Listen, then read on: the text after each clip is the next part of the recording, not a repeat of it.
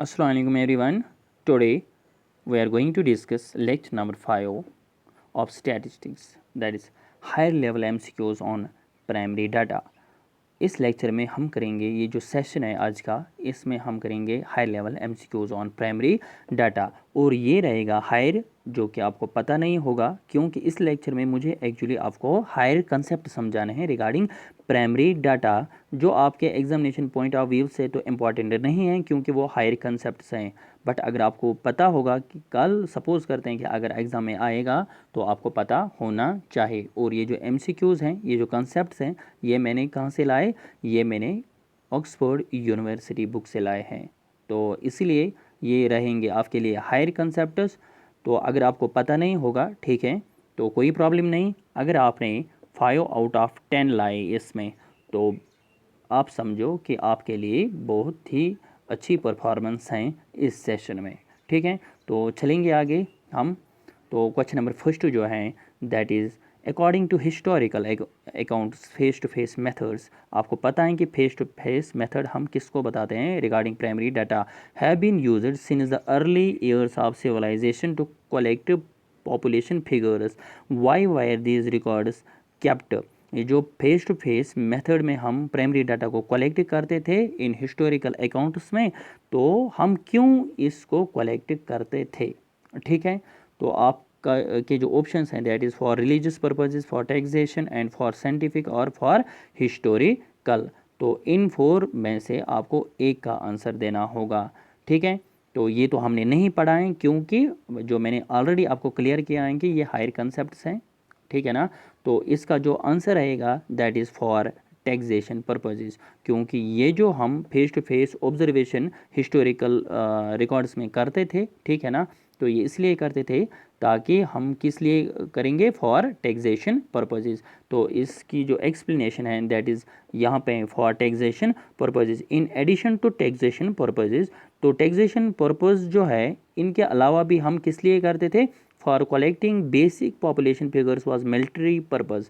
तो आप ये समझो कि टैग एक तो हम किस लिए करते थे, टैक्सेशन पर्पज़, और दूसरा मिलिट्री पर्पज़ के लिए। बट वहाँ पे जो ऑप्शन था, अगर आप अच्छे से देखोगे, सिर्फ यहाँ पे एक ऑप्शन था, that is for taxation purpose, इसलिए आपका करेक्ट आंसर था फॉर टैक्सेशन पर्पज़, ठीक है। अगर मिलिट्री पर्पज़ भी होता तो आपका ऑप्शन वो भी होता, ठीक है। तो नेक्स्ट क्वेश्चन जो है दैट इज़ यहाँ पे when did the telephone become an accepted tool for primary data. आपको पता है कि टेलीफोन से हम प्राइमरी डाटा कलेक्ट करते हैं, ठीक है ना। टेलीफोनिक इंटरव्यू जो मैंने आपको पढ़ाया था, वो कब मार्केट में आया, ठीक है, इन मार्केटिंग रिसर्च। तो आपको डेट बताना है कि वो कब एक्सेप्ट हुआ प्राइमरी डाटा के लिए, दैट इज़। तो आप सोचो, अगर आपको पता है तो आपका आंसर दिमाग में रहना चाहिए और लास्ट पे आपको बताना है कि आपने कितने ठीक किए। तो यहाँ पे जो करेक्ट ऑप्शन है दैट इज़ 1970। आपको सिर्फ इसका याद नहीं रखना है, ठीक है ना। तो मैं आपको 2-3 डेट्स बताता हूँ। तो 1970 है, और यहाँ पे जो आपको ज़रूरी याद रखना है वो ये है कि ऑनलाइन सर्वे। तो जो हमने नहीं पढ़ा है ऑनलाइन सर्वे, जैसे हमने टेलीफोनिक पढ़ा, जैसे हमने और भी कुछ पढ़े, क्वेश्चनरीज पढ़े, शेड्यूल्ड पढ़े, वैसे ही हम ऑनलाइन से भी हम कलेक्टेड प्राइमरी डाटा को कर सकते हैं। तो ऑनलाइन जो है दैट इज़ 1990 में ऑनलाइन सर्वे हो गया, ठीक है। जैसे मैंने कहा था कि क्वेश्चनरी अगर हमने मेल किया तो वो भी आपको ऑनलाइन में आएगा। तो ये जो है ऑनलाइन सर्वे आपका 1990 में एक्सेप्ट हो गया। टेलीफोन जो है वो आपका 1970 में हो गया। और यहाँ पे जो पोस्टल है, पोस्टल मेथड जो है दैट इज़ 1960 में। और फेस टू फेस मेथड जो है वो ऑलरेडी पहले से ही आपका पॉपुलर था, उसके लिए आपको कोई डेट नहीं है, ठीक है। आया समझ में। तो आपका जो डेट है टेलीफोनिक के लिए दैट इज़ 1970। 2-3 डेट्स इंपॉर्टेंट हैं आपके लिए। तो नेक्स्ट जो है, if someone uses research as a part of sales effort, this is said to be. देखो ये ऐसा ऑब्जेक्ट है, आपको पता नहीं है, ठीक है। अगर हम देखेंगे ये हायर कंसेप्ट है, तो मैं आपको यहाँ पे एक्सप्लेन करूँगा सेल्स एफर्ट और नेक्स्ट जो है दैट इज़ शॉपिंग के लिए, ठीक है ना। तो शॉपिंग के लिए और सेल्स के लिए भी प्राइमरी डाटा को हम यूज़ करते हैं, और इनको हम अलग अलग इम्पॉर्टेंट टर्म से भी जानते हैं। तो वो आपका यहाँ पे रहेगा, देखो ये सेल्स एफर्ट से प्राइमरी डाटा को हम क्यों कलेक्ट करते हैं? देखो, अगर सेल्स एफर्ट, सपोज हमें किसी रीजन का टोटल बिहेवियर देखना है, कि हमें देखना है कि ये जो पॉपुलेशन है यहाँ पे, इनका बिहेवियर कैसे है, ठीक है, इनका रहने का बिहेवियर कैसे है, या इनका बातचीत करने का बिहेवियर कैसा है। तो हम क्या करेंगे, हम सेल्स एफर्ट मीन्स हम कुछ सेल करेंगे, हम इस रीजन में आके इस रीजन में हम क्या करेंगे, कुछ सेल करेंगे, ठीक है, हम कुछ भेजेंगे। तो मगर दिमाग में क्या है, हमारे दिमाग में क्या है, हमारे दिमाग में सेल्स नहीं है, हमारे दिमाग में कुछ रिसर्च का है। तो रिसर्च क्या है कि हमें एक्चुअली देखना है कि जब ये लोग आएंगे हम इनका बिहेवियर चेक करेंगे। बट यहाँ से तो इन फिजिकल में हम क्या कर रहे हैं, हम तो सेल्स कर रहे हैं, बट अंदर से हम क्या कर रहे हैं, हम रिसर्च कर रहे हैं कि इनका बिहेवियर कैसे हैं। That is said to be, ये जो रिसर्च है in sale as a part of sales effort. तो ये जो रिसर्च हम कर रहे हैं किस मेथड से कर रहे हैं, सेल्स एफर्ट से। इस ये जो हम रिसर्च कर रहे हैं किस मेथड से, सेल्स एफर्ट से, इसके लिए एक खुसूसी टर्म है, खास टर्म है, दैट इज़ सगिंग जो है। तो ये आपके लिए टर्म है, ये इस टर्म को हम नाम देते हैं जब हम सेल्स करते हैं, सेल करते हैं बाय रिसर्च मेथड के लिए, ठीक है ना। रिसर्च हम करते हैं actually by the method of sales effort, ठीक है। तो ये आपकी रहेगी सगिंग। तो यहाँ पे आप देख सकते हैं sugging means selling under the guise of research. हम सेलिंग कर रहे हैं बट दिमाग में क्या है, research. A similar problem for researchers. देखो, जब हम सेल कर रहे हैं मगर दिमाग में क्या है, दिमाग में रिसर्च है, तो इसका जो नाम है दैट इज़ सगिंग, ठीक है। तो यहाँ पे जो है दैट इज़ फ्रगिंग। जो फ्रगिंग है ये एक प्रॉब्लम है रिसर्चर्स के लिए। जब उनको फंड रेजिंग की प्रॉब्लम हो जाती है तो तब हम उस टर्म को नाम जो देते हैं दैट इज़ फ्रगिंग, ठीक है। तो अगर प्रोनाउंसिएशन में थोड़ी सी गलती हो जाएगी इसके लिए सॉरी, ठीक है ना। तो बट एक्चुअल आपको कंसेप्ट याद रखना है, सगिंग होता है क्या, सेलिंग करना बाय रिसर्च, ठीक है, दिमाग में क्या है, रिसर्च। और यहाँ पे जो फ्रगिंग है that is for raising problem for researchers, ठीक है। तो ये एक्चुअली हायर कंसेप्ट हैं जो मैंने आपको 2-3 बार कहा, क्योंकि आपको मत लगेगा कि हमने तो ये नहीं सुना है, ये कहीं पे किसी स्टूडेंट ने नहीं सुना होगा, ठीक है। तो इसीलिए मैं आपको, आप मेरे स्टूडेंट्स हैं तो आपको पता होना चाहिए।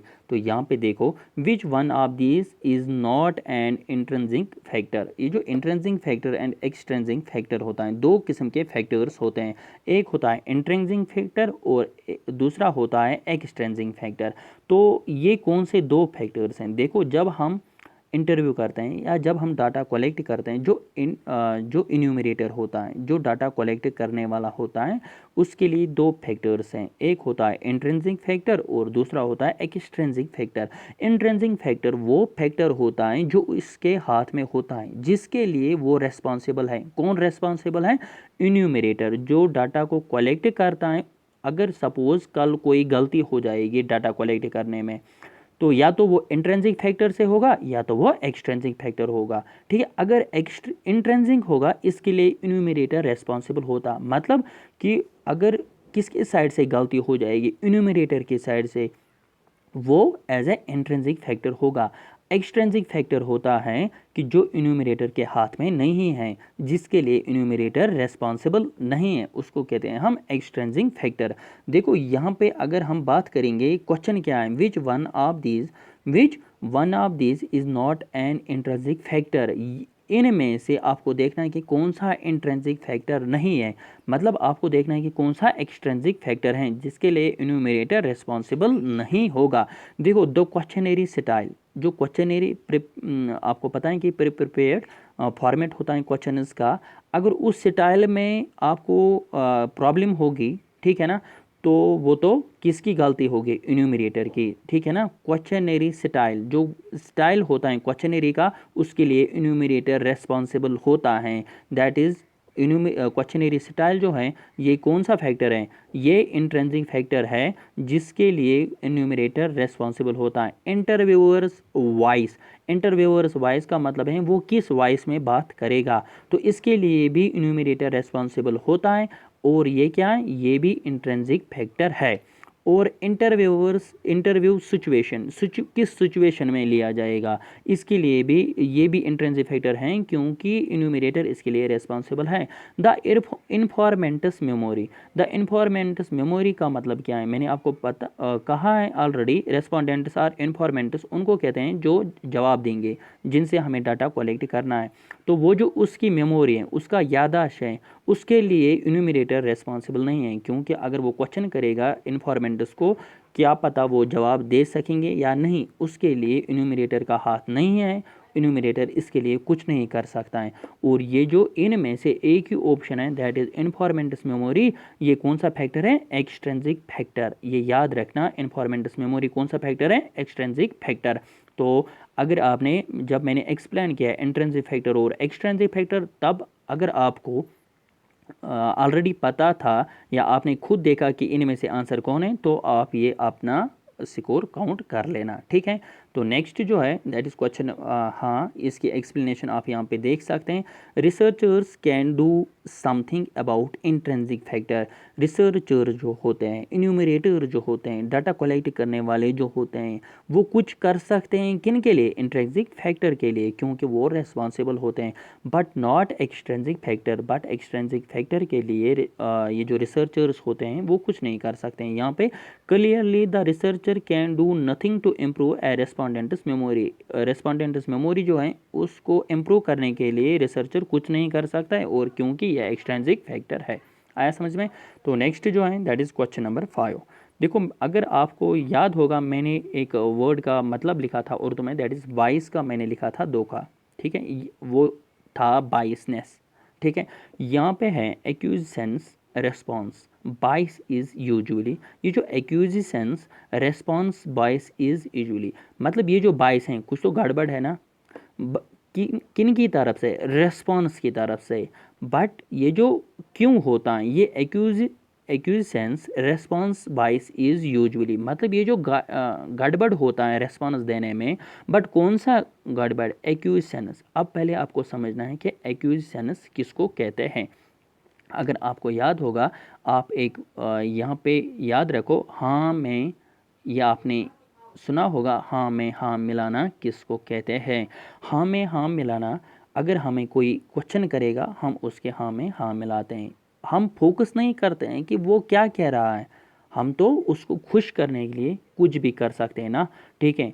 तो वो हम तो गलत जवाब भी दे सकते हैं, हम तो झूठ भी बोल सकते हैं, अगर हम रिसर्चर को खुश करना चाहते हैं।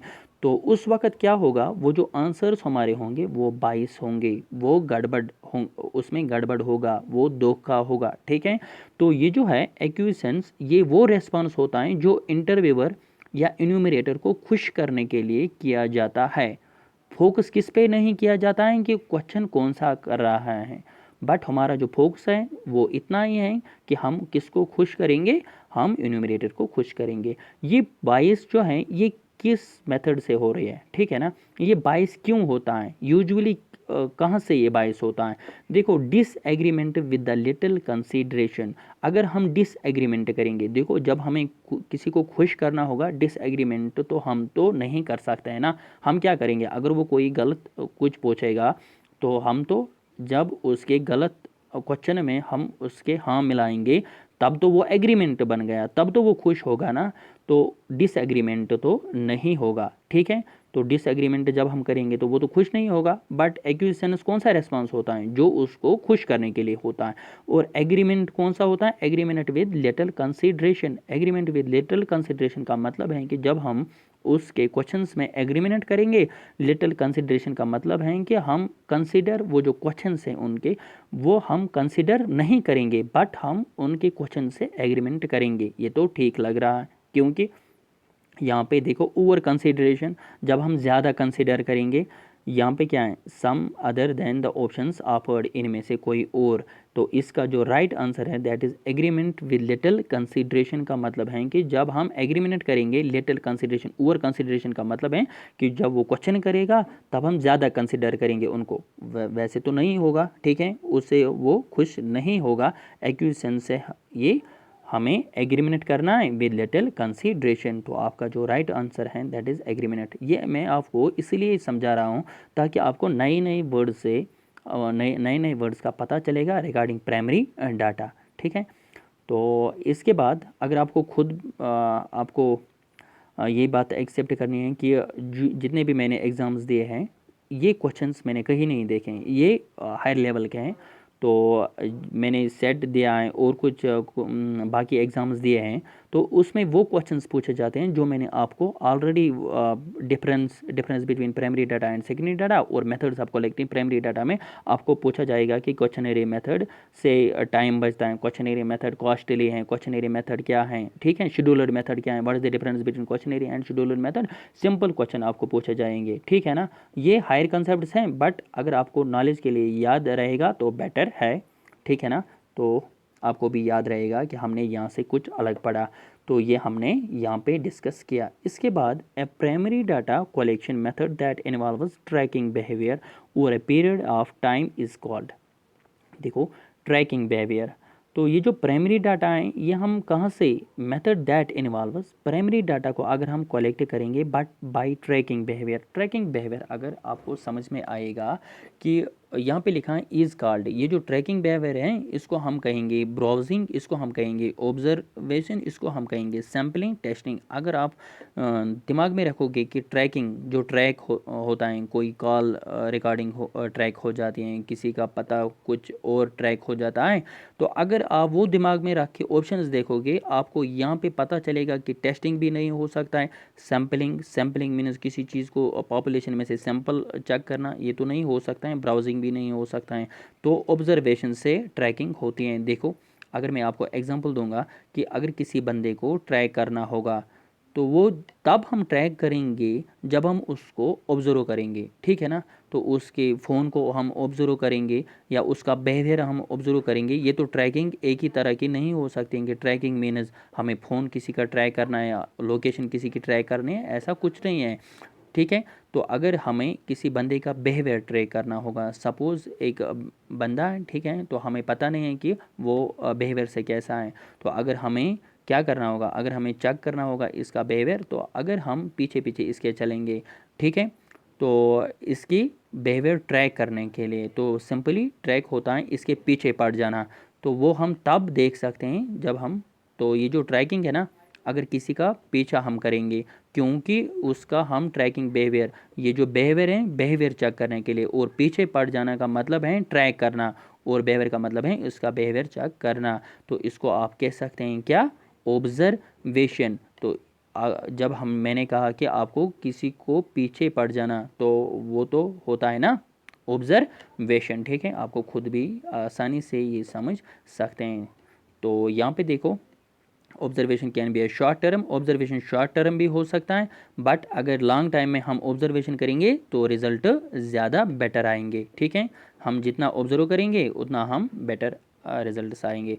तो यहाँ पे देखो मिस्ट्री शॉपिंग, तो ये किसका अपोजिट है। अगर आपको, जब मैंने कहा था सेलिंग, कोई चीज़ सेल करना, किस लिए, किसी रीजन को ऑब्जर्व करने के लिए, वो मैंने आपको कहा था कि उसको क्या कहते हैं, उसको कहते हैं सगेगिंग, ठीक है।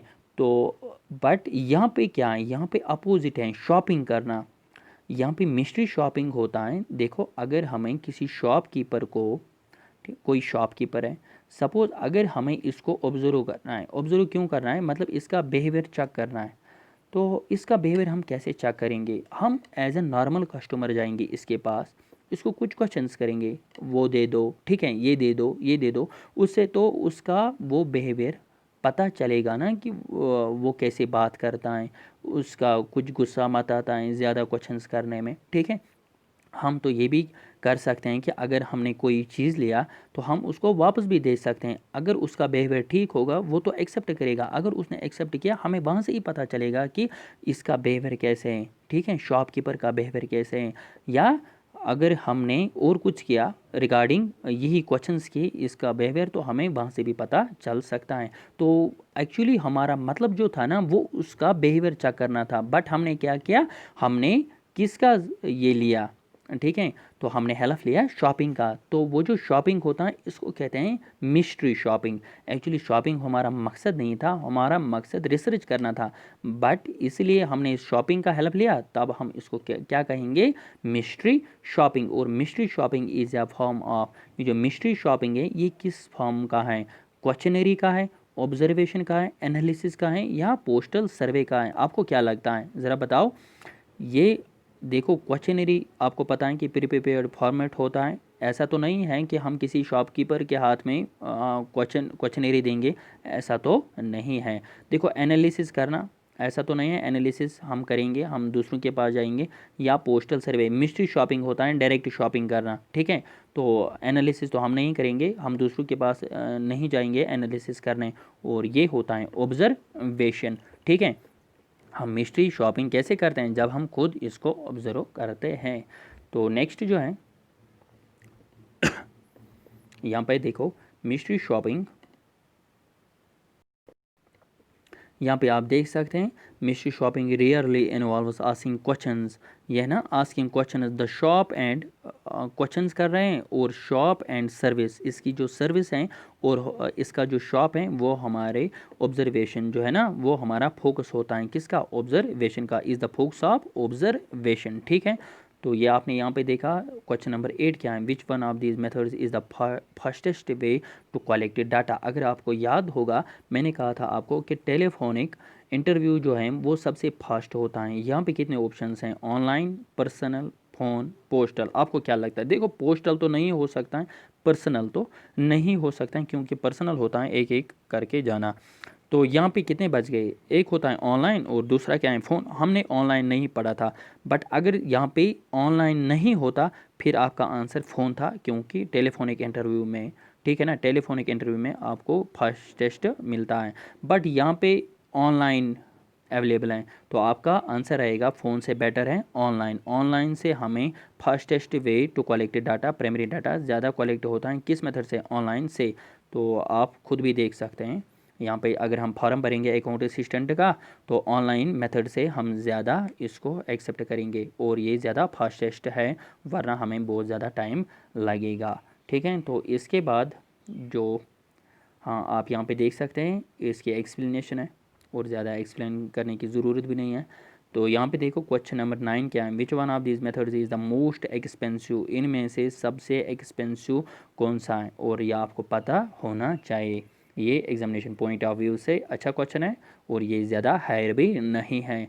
कौन सा एक्सपेंसिव होता है, ठीक है। प्राइमरी डाटा में बहुत सारे तो एक्सपेंसिव होते हैं, बट कौन सा ज़्यादा एक्सपेंसिव है इनमें से, देखो ऑनलाइन फास्टेस्ट है, ये तो नहीं हो सकता है, फ़ोन इससे कम ही है, फास्टेस्ट ये भी नहीं हो सकता है, और पोस्टल तो हम 35 स्पीड पोस्ट करके 35 ही हमें खर्च यहाँ पे होता है, ठीक है। हम इसका कॉस्ट ज़्यादा नहीं है।